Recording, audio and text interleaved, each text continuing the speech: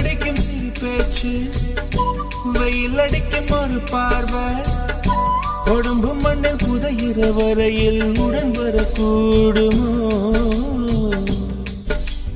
என்னோடு இருக்கையிலே நீ மண்ணோடு போவதில்லை அடவும் சீவனி நான் இல்லையா கொல்ல வந்த மரணம் கூட குழம்பும் ஐயா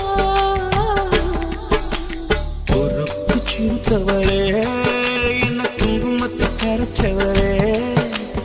மஞ்சு தச்சு கையில் என்ன கொஞ்சம் பூசு தாயே ஒரு சுப்பமணியாக என்ன கொஞ்சம் மாத்து தாயே